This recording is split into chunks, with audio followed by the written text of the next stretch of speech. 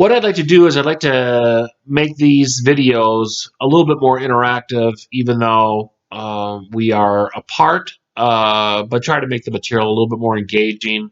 So what I want you to do is to have a pen and paper or pencil and paper along with you um, as we go through this video.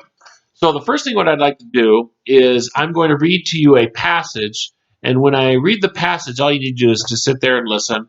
And then I'm going to read a series of statements, and I'm going to ask you as to whether or not you believe them to be true or false or a question mark if you don't have enough information. So let's first things first. Let me read the passage, and then we'll go from there. So John had a busy day at the office. As he was driving home late that night, he stopped at a neighborhood convenience store to pick up a pack of cigarettes. After completing his errand, John stayed on for a few minutes to talk with the pretty store clerk.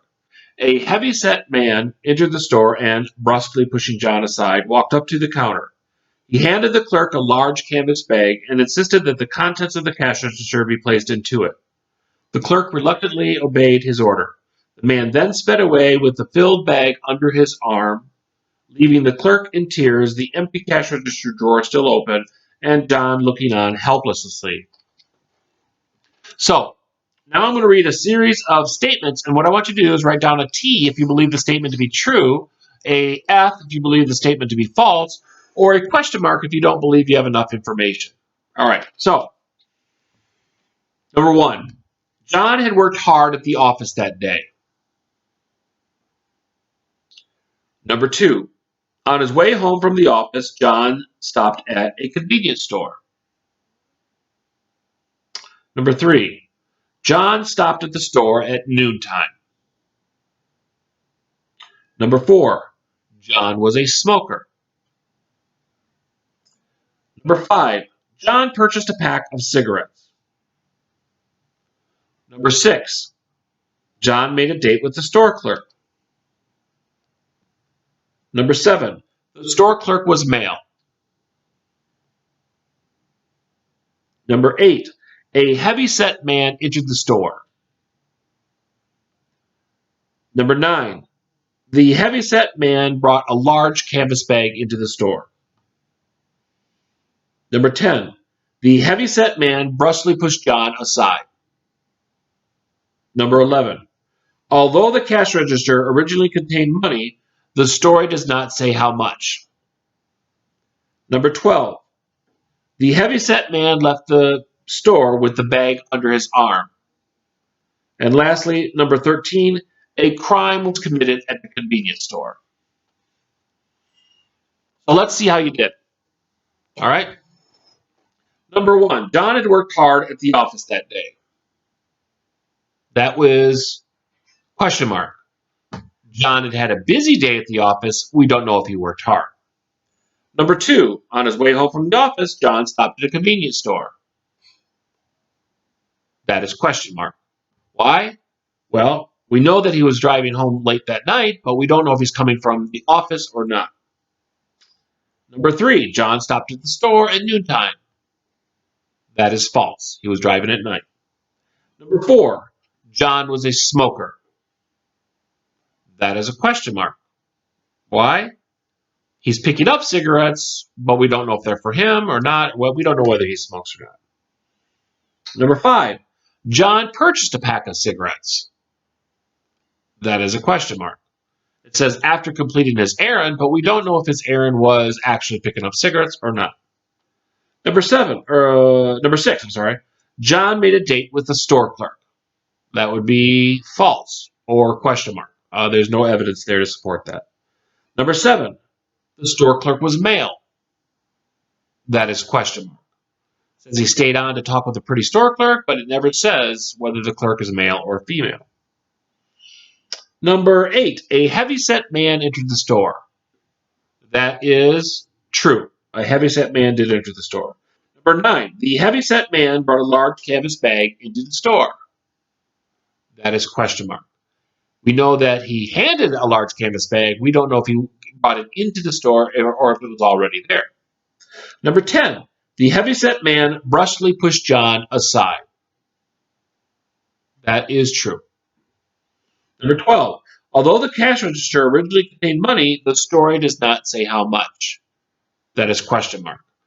They never say what is actually in the cash register, so we don't know what's actually whether it has money or not. Number 12. The heavyset man left the store with the bag under his arm. That is question mark. He sped away with the bag under his arm. We don't know if he left the store with the bag under his arm. And lastly, number 13, a crime was committed at the convenience store. That is question mark. Okay? So, what have we learned through that passage and series of statements that we read? One of the things I think we learned is, boy, we make a lot of assumptions, right? What are those assumptions based upon? Prior knowledge, previous experiences, right?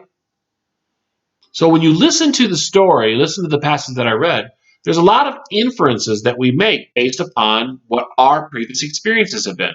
Going into a convenience store, running an errand, what the store clerk looks like, all of that stuff. So what happens is, based on our experiences, whether we've been into a convenience store, we've read a story about this, we've watched a movie about this, etc., the truth is, we know what's happening, right? The guy's coming back from work, stopping off and pick up some cigarettes, talking with a pretty lady, going to make possibly see if he can have a date. Who knows what's going to happen? Big guy comes in, pushes him aside, says, "Give me all your money," grabs the money, puts it in a bag, speeds away, and everyone's freaking out because they were just robbed. That is the natural inclination that, having read that passage, what we hear, what we see, etc., right? Think about what we've talked about with Piaget and schema theory and stuff like that. We have a schema for this. We've seen this. Maybe not firsthand, but we've seen it in a movie, we've read it in a story, we've heard about it. We have a schema, and it's there. It's that snapshot that we rely on when we're doing that. The truth is, I didn't say some of that stuff, but you inferred that. Why? Because that was connected to what our previous experiences have been.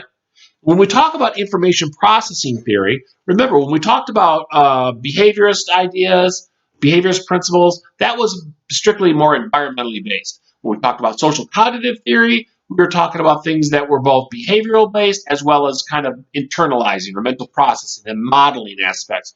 Now, when we talk about information processing theory, here we are concerned with the internal processing of information. More specifically, information processing theory is a theory that considers how people think about or mentally process information. Okay, what are they doing with this information? How are they thinking about this information? All right. So, as we talk about information processing theory, we have to first acknowledge that there are some certain assumptions that are different than previous assumptions that we used in social cognitive theory, or behaviorist ideas, or Piaget or Vygotsky or any of that stuff, right? The first assumption, and if you follow along with the PowerPoint, you'll see this as well. The first assumption is that we as teachers influence the cognitive process. Okay. Now remember, as a teacher, we're oftentimes concerned about what we're going to teach, but we have to think about not just what we teach, but how we teach. One of the complaints that you'll hear from students a lot is that it's not just the content of what the teacher is talking about, but it's how they do it. If you have someone there who is monotone, Bueller, anyone, blah blah blah blah, they talk like that. Oh my goodness, just put us to sleep, right? We just fall asleep at that type of instruction. The idea is it's not just what we teach, but how we teach. We influence the cognitive processes. What do I mean by cognitive processes? Cognitive is just code for thinking. We influence the process of how you think, what you think, why you think that way, etc. So keep that in mind. As a teacher, we recognize that learning is an internal process, according to an information processing approach. Learning is an internal process. That means I don't know what's going on in your head. When I look to my students and they're smiling at me, I think, oh, wow, they're fully engaged. But for all I know, you could be thinking about, okay, man, tonight I'm going out with a friend. We're going to go do this. And you're smiling for whatever reason, right? So the idea is I don't know, looking at just at your face alone or your actions, whether or not you're really processing that information in a meaningful way. Third, we can draw inferences about cognitive processes by observing student behavior, though. We look to student behavior to kind of give us the clues as to whether or not they're getting something. So when they give you that kind of stump that look like they're lost or they're not understanding something or they're getting bored or rolling the eyes, whatever else, we can engage their level of engage, or we can understand their level of engagement sometimes by their behavior. We can also understand a little bit about how they might process something. Think about this, for example. I am going to give you a list of words, and I want you to recall the list. Okay, here's the list: doctor, carnation, fork, rose, spoon, patient, tulip, knife, nurse. Now, if you were to try to generate that list right now, go ahead and try. Pause it. See how many you can remember. What you might observe is a lot of people try to regurgitate that list, try to give it to me just exactly as they said it.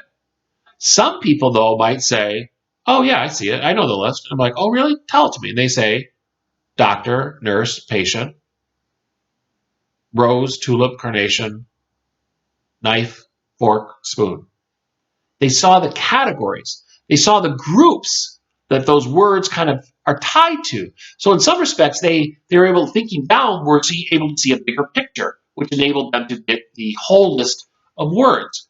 Much easier. But if you don't see the groups within that list, trying to just remember the list verbatim can be very difficult. We also have to think about active involvement in one's own learning. Teachers need to make sure that the students are actively engaged in their learning. If they're not paying attention to the information, very difficult to remember, to process the stuff, right? So when the students aren't actively engaged, aren't actively involved, difficult to process information. We also have to think about another assumption is selectivity about what is learned. Think about while you're sitting right now in whatever environment you are, I imagine there's lots of things going on. Perhaps there's cars driving by, people in the background, TV, radio, people in the kitchen. Who knows what could be going on? But many of you don't even really hear the noises, don't hear the coughs, don't hear the noises because you're focused on the video and you put all that stuff to the background. Why? Because it's not helpful to you while you're learning now. We can only pay attention to so much information at a time, so we have to be selective. Lastly is people impose personal meanings all the time in their processing of information. Imagine this sentence. Rocky slowly got up from his mat, planning his escape. The lock that held him was strong, but he knew he could break it. What do you envision as I said that sentence? As I said the sentence, what do you envision? I'll talk about it more in the next video.